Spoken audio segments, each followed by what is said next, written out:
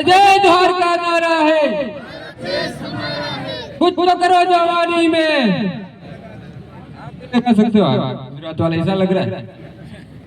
आज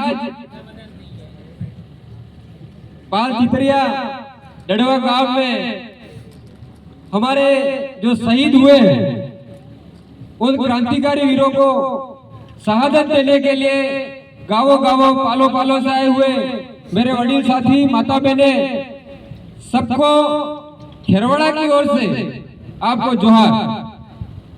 मेरे पहले कई वक्ता आए और वक्ताओं ने आपको इस कार्यक्रम के बारे में बताया और इतिहास के बारे में बताया।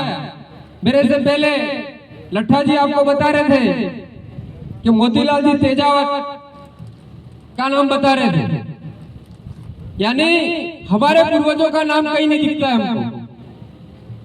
जो ये मनुवादी लोग हैं, इन्होंने इतिहास लिखने का काम इन लोगों ने किया, इसलिए हमारे जो पूर्वज थे, जो लड़े थे और जिन्होंने नेतृत्व किया था, उनका कहीं नाम नहीं है। मैं यहाँ बालेटा से, मेरे दादी यहाँ के थे और उन्होंने इस हत्याकांड को देखा था, तो वो बताते भी थे क्योंकि उनकी उम्र भी 122 साल तक हमारे बीच में रहे थे और उन्होंने बताया था कि अभी मेरे से पहले इन्होंने बताया लट्ठा साहब ने कि इन्होंने जो महिला है, वीरांगना है, इन्होंने अपना जो पल्लू है उससे भीख मांगी थी कि अंग्रेज सेना से कि भाई हमारे लोगों को छोड़ दो। लेकिन यहाँ के ठाकुरों ने, यहाँ के जो अभी हम जिस तरीके से देख रहे हैं, जो डाकू लोग हैं, जो हम लोगों को खत्म करना चाहते हैं, तो उन लोगों ने हमारे लोगों की कुछ भी नहीं सुनी और हमारे लोगों को मार दिया। और मैंने यहाँ दादी के द्वारा ये भी सुना था, यहाँ मोतीलाल का नाम आता है तो यहाँ पे मुच्चा गमिती भी हुआ करते थे, तो मुच्चा गमिती का नाम आज तक कोई यहाँ पे नहीं बता रहा। और इन्होंने बताया एमबीसी के सूबेदार जो खेरवाड़ा के थे, निनेमा जी, उनने हमारे लोगों को हमारी भाषा को सही तरीके से अंग्रेजों को नहीं बताया। उसका परिणाम ये हुआ कि हमारे लोग मारे गए। अगर हमारे ही लोग जो है एमबीसी में आज तक हमारे लोगों को भर्ती किया जाता है, लेकिन अभी एमबीसी को भी धीरे धीरे खत्म कर दिया गया। लेकिन उस एमबीसी के लिए भी लड़ना हमको ही पड़ रहा है, क्योंकि भीलों का पहचान जो है उस मेवाड़ भील कोर में थी और भीलों का उस एरिया में हम भील लोग जो है धीरे धीरे मिला बना दिए हैं। तो एमबीसी को इसलिए सुरक्षित करने के लिए उसका केस भी हम लोग ही लड़ रहे हैं उस एमबीसी को बचाने के लिए। और ये एमबीसी आपके यहाँ पे कई लोगों को मार के चली गई थी।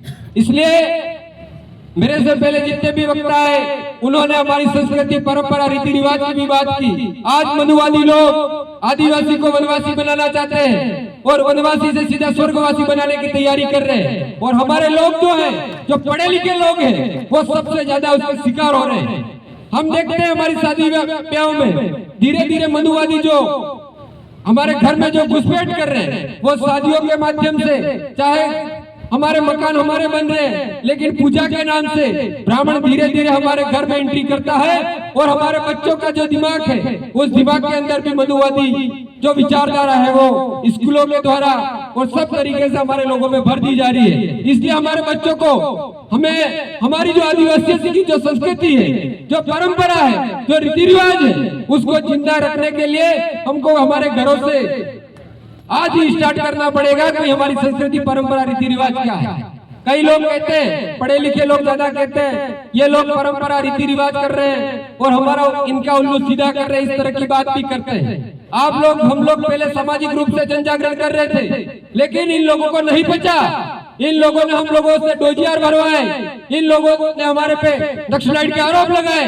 इसके बाद हम राजनीति में आए और हम इससे पहले राजनीति का विरोध करते थे। जिस तरीके से पहले जितना भी वक्त आए थे वो राजनीति का विरोध कर रहे थे, वो बता रहे थे, इसी तरह से हम भी उस इलाके में इस तरह का राजनीति का विरोध करते थे। लेकिन हमारे नेताओं को हमारी जो जन जागरण करने का जो तरीका था वो समझ में नहीं आया। इस वजह से हम लोगों को भी राजनीति में आना पड़ा और राजनीति में आए तो अच्छों की वाड़ियां उठ गई राजस्थान।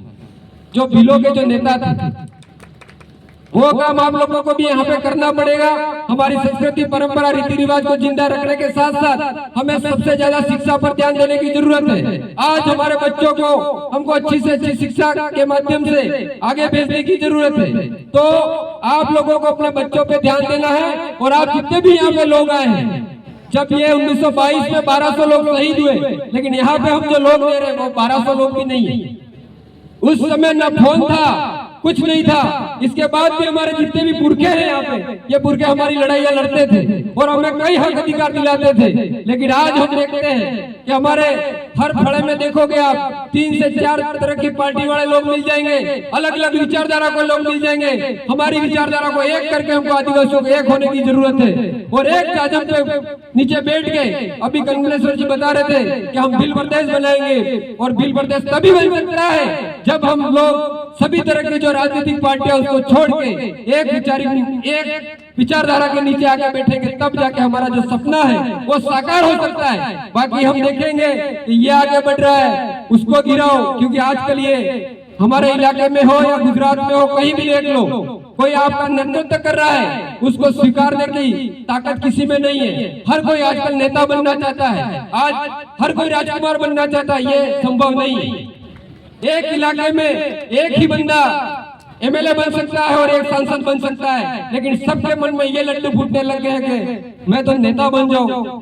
अभी सरपंच के चुनाव आ रहे हैं, उसमें भी कई युवा लगा रहे हम तो सरपंच बन जाए। लेकिन आप एक बार अपने गांव में, अपने फले में, अपने परिवार का सुधार करके देखोगे, तब जाके कुछ होगा। ये मेरी माता बहनें बैठी हुई है, मैं बहनों से ये कहना चाहता हूँ कि आजकल हमारे समाज में सबसे ज्यादा मोबाइल का जमाना आया है और रील भी बहुत ज्यादा बन रही है। हमारी कई माता बहनें, कई भाई रील में फेमस होना चाहते हैं। इतना काम आप अगर हमारी संस्कृति, परंपरा, रीति रिवाज को बचाने के लिए करेंगे तो कुछ लोग उस पर ज्यादा ध्यान देंगे। बाकी आज हम देखते हैं आधे कपड़े पहन के शराब की न मालूम कौन कौन सी रील आप बना रही हो। इसलिए मेरी बहनों से भी कहना चाहता हूँ कि आपके भाइयों को गर्व, आपके भाई कहीं जाता हो, आपकी बहन का नाम से ही आपकी पहचान होनी चाहिए। ऐसा आप बहन तैयार होगी तब कुछ होगा। बाकी हम लोग आज तक हर किसी पे भरोसा करके दूसरों की संस्कृति के पीछे भागेंगे तो हमारा सत्यानाश हो जाएगा। आगे और कार्यक्रम मेरे गांव में छोड़ के आए हो, दादा बोल रहे थे कि पहले जाना है और पहले बोल जाके आप निकल जाना, तो मैं मेरे वहाँ एक और कार्यक्रम है तो उस कार्यक्रम में जाना, इसलिए कार्यक्रम आधा छोड़ के आपके बीच चले जाऊंगा। जय जोहार, जय आदिवासी, जय भील प्रदेश।